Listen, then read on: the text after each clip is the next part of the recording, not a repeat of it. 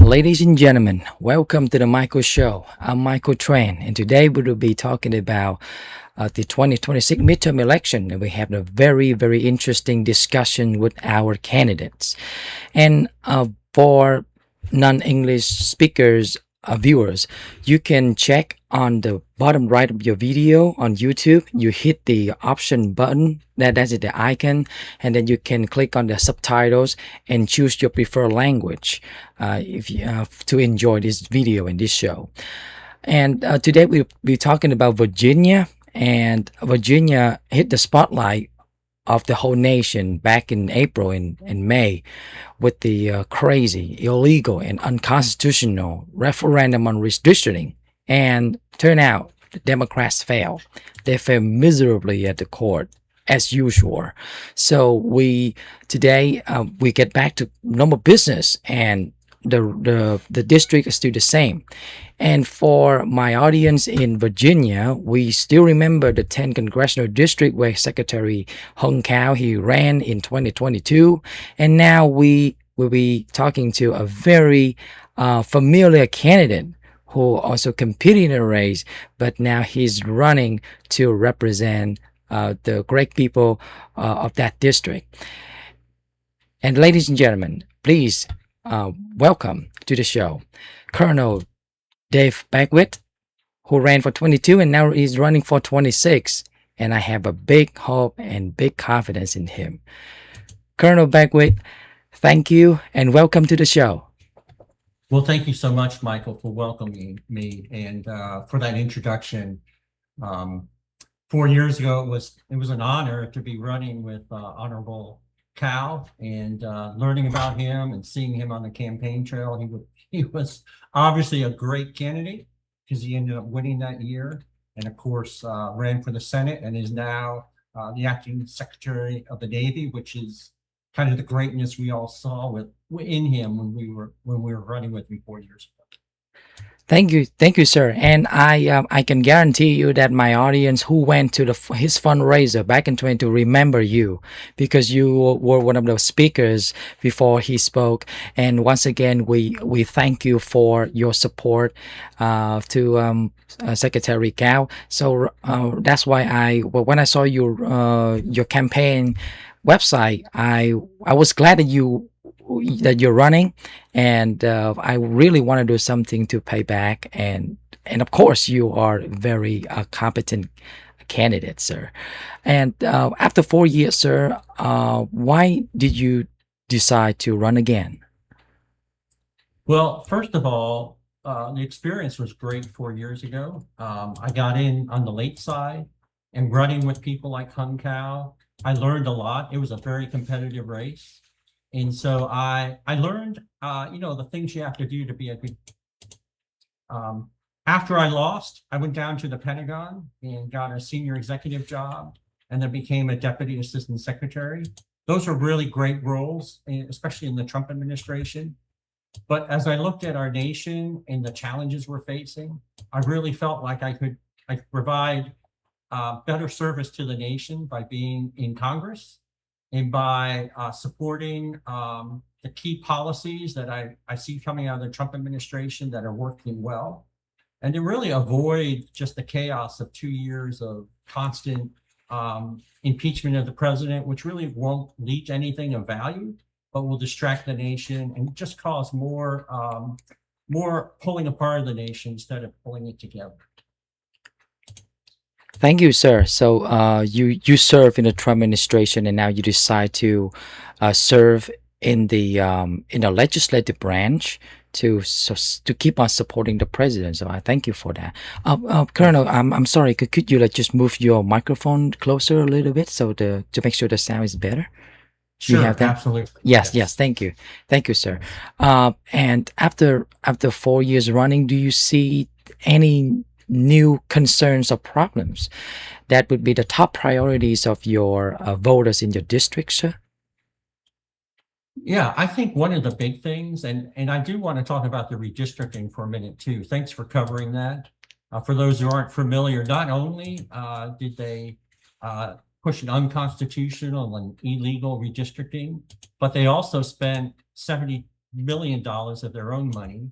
The Republicans had to spend not nearly that much, and the state had to spend a tremendous amount of money. All that money could have been used to solve a lot of problems in the state for homeless, for people struggling with paying their rents. These are all things we could have put that money against, but instead we were forced to run this crazy redistricting activity. So I think that's a key thing. But when I look at the district and the issues, I think things people care about is they're tired of government shutdowns.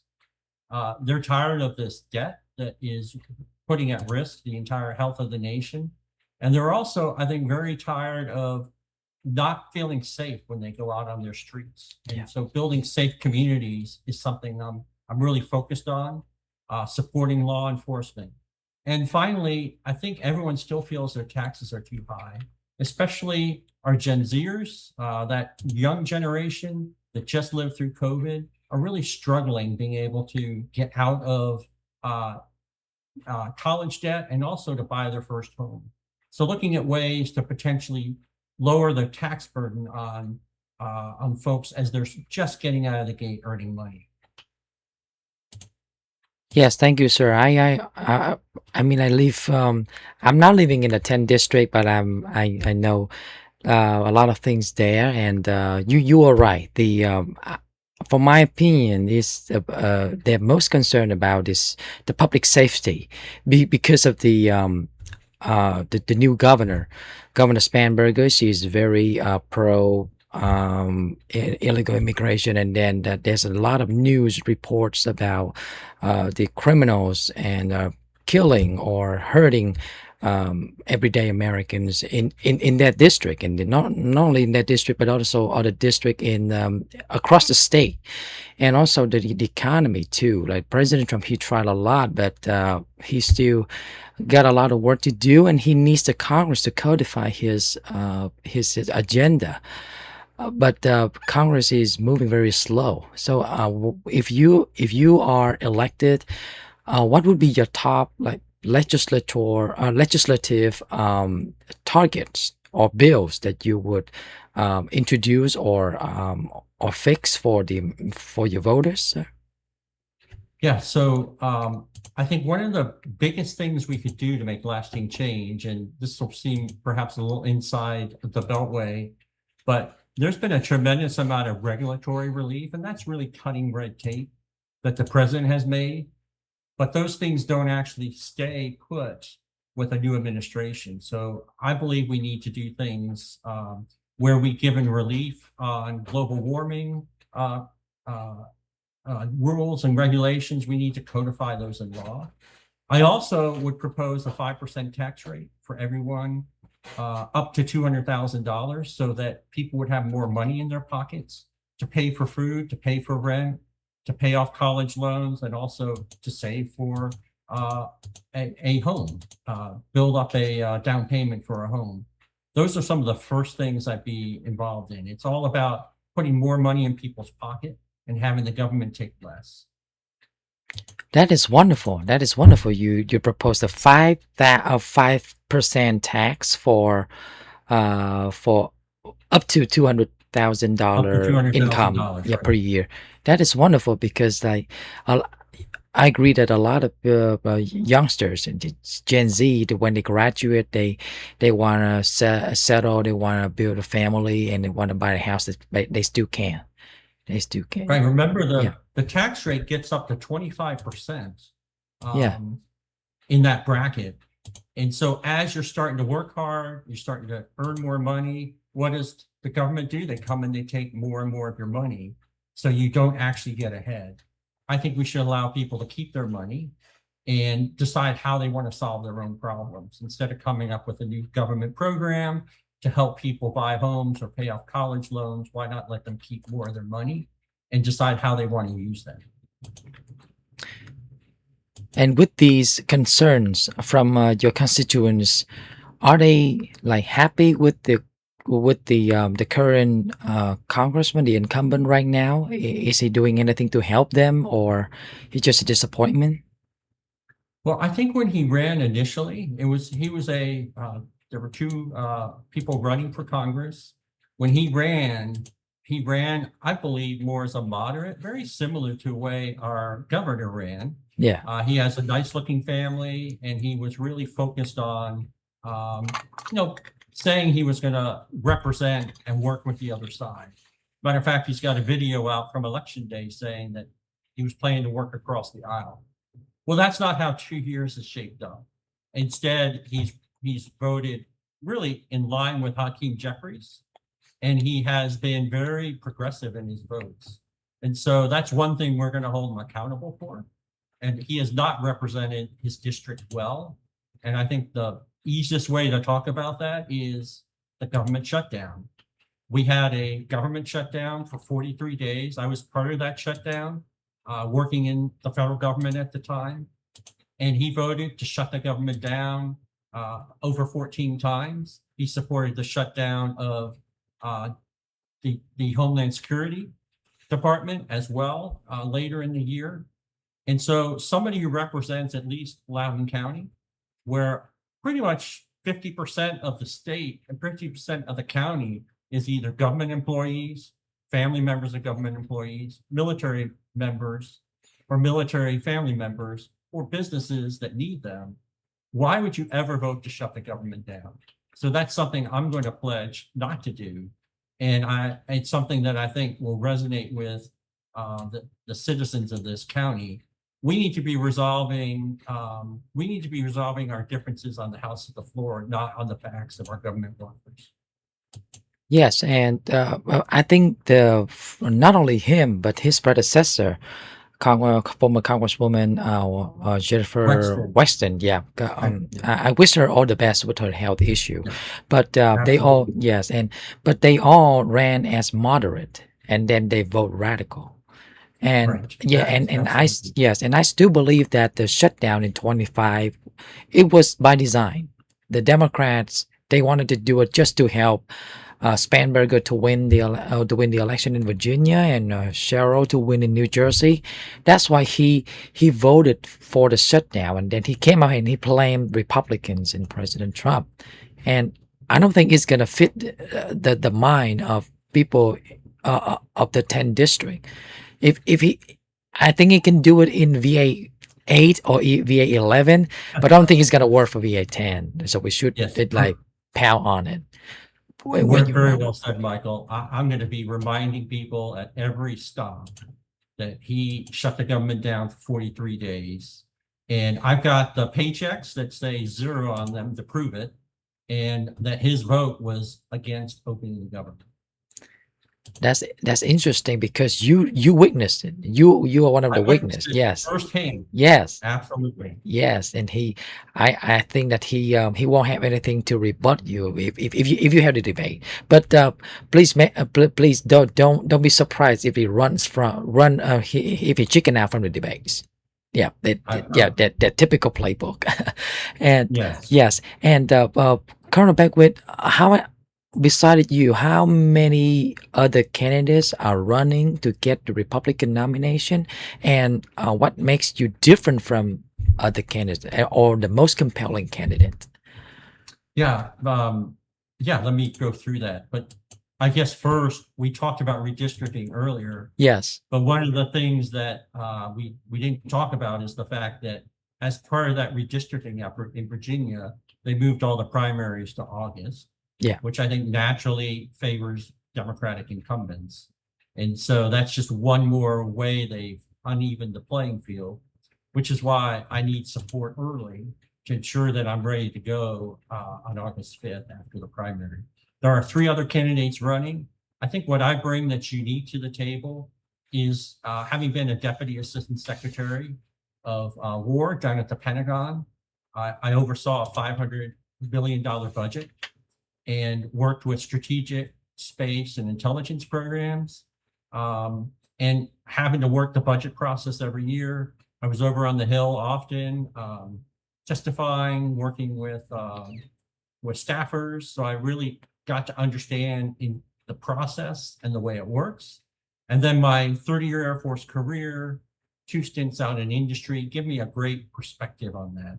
But I'm also a religious person. So my faith also is what I bring to the job, and my belief that Virginia 10 and Virginia, our brightest days are ahead of us. I'm a very optimistic person, and I'll be working to make sure that every American has a chance to be more successful in the future than they are today, and more successful than their parents have been. And so that's what I believe America is all about. I think that as we look at the immigrants who have come to this country and been so successful, and we look at the school systems that we should make sure allow the best people to get into the best schools, is something that makes our country great, and something that I think I'm uniquely qualified among my peers to represent this district in next year in January. Yes, thank you. And the you emphasize your experience in the spending and the budget, and I think that is like I can say a universal concern. Like not only the Republican voters, but also Democrat and Independent voters, because we still have a lot of things that we need Congress to cut more budgets, to doge more, and that's why you're raising it very important. After the failed redistricting effort, people looked at the Virginia and they said that VA-10 is the most competitive among the other district in the state. They put it like even more competitive than VA-7. So I think that if we gather all the resources and we are at a we act as a united front, I think we have a chance. You have a chance, and that's why I have my big belief in you. Well, I really thank you, and I agree with you. VA-10 has been very competitive. Honorable Cow gave it a really great run. I really thought all the way up to election day he was going to win, but he did a great job running. Mike Clancy, who some of you may know, Yes, ran yes. 2 years ago. He kept it close to 4 points. I actually was just a little bit late getting on today because I was talking to former Congressman Wolf, and he has described this race as being very winnable. So I think you're right on target. We need the support, and we need votes. And I've got a great campaign manager who really knows this district. She helped Mike Clancy run, and she knows exactly how she wants to attack this in the fall. Yes, and I have to tell you that the class of 2022 is a real deal. We have Secretary Cow and who ran in 22, and then Mike Clancy ran in 24. He's now the chairman of the of a 10 district GOP. If is that correct, sir? The 10 district or the Loudoun County? Yeah, yeah, Yes. yeah. And now you're running. So if we have people who used to run and who is running, and we understand each other. We know how to do. I believe that it's gonna be a very good lineup. And Yes, you are very smart to point out Mike Clancy is the 10th district chair. He ran for Congress 2 years ago. He knows what it takes to run. He knows how close he came. So having that type of champion in the 10th district chair is going to be really important this year. yes, and I'm eager to support you the way you supported Secretary Cow when he ran. So whenever you need me for anything, sir, we just give me a contact, and then we can sort things out. I'm more than happy to do, especially when you supported him 4 years ago, sir. I really appreciate that. It's my honor. It was an easy thing to do. He's a great officer, a great father, a great American, and he's got a great family. For those who aren't tracking, he got to do something very unusual as the acting Secretary of the Navy. He got to preside at the graduation ceremony of his own child, and that's a great day for anybody. Yes, and we thank you for your service too, sir. You serve in uniform, then you serve in the Pentagon, and now you want to serve the country in the Capitol Hill. So, and Colonel Beckwith, where can people get to your campaign and to contribute to your campaign, sir? Yeah, so thanks for asking that. That's something I sometimes forget to do. Beckwithforcongress.com, beckwithforcongress.com. And it's when you go to the website, you'll see my key issues. You can click on all of them and they'll go to details. I've got a detailed plan for all of them. And then at the very bottom, there are places where you can volunteer to help and you can volunteer to donate. Um, it's where we are with our society. To run a campaign takes money. And so if you support a candidate and you like their views, it's really important to donate, whether that's $5 or whether that's a maximum donation, anything is appreciated. I had a gentleman donate $1 and I sent him a nice thank you note and that's all he could give, but he wanted to say he supported. And so that's very much appreciated. Thank you, sir. So the website is beckwithforcongress.com, and I do encourage my audience, please, you can get to beckwithforcongress.com and you hit donate, chip in whatever amount that you want to give for Colonel Beckwith as a payback, as appreciation to his support to Secretary Cow, and also the to give him more energy, more power to win this race, because it's very important. We have to keep the House, and in other states, we don't know what's going to happen in other district, in other states. We just want to make sure that we win our district, the district that we know first. And with Colonel Beckwith in Congress, I believe that things would be done with a better with a better job from not only the members, but also the committees, and the speaker will have more leverage to work with the Democrats and also with the Senate. I know that a lot of people are not happy with Congress right now, and so this is a chance. This is your chance to nominate and elect people who are competent, who are patriotic, and who are willing to serve the nation and serve you, the voters. So, Colonel Beckwith, thank you again for coming to my show. I hope that we can we keep in touch. We keep in touch during the campaign trail, and whenever you need me, just let me know, and we are here for you, sir. Michael, I can't tell you how thankful I am for the time here to share my message and to hear this great reinforcement to me. It can be a little lonely out campaigning. Yeah. You see a lot of people who are not interested in talking to you. And so the encouragement you get from donations, from opportunities like this to talk is just buoys my soul and just gets me excited to get back out on the campaign trail. Thank you, sir. Thank you a lot. And we'll talk soon. We'll talk soon when we get closer to the primary, and even after the primary, when you get the nomination. Yes. I believe you will win. No, I believe you will win the nomination, and then we can proceed to the general. And yeah, thank you again. And to my audience, thank you very much. I hope that you enjoy the show, and please get on Beckwith for Congress to support Colonel Beckwith, who is running in Virginia 10. We got to win this, and I believe that we will. Thank you very much. Thank you, Michael. Thank you, sir.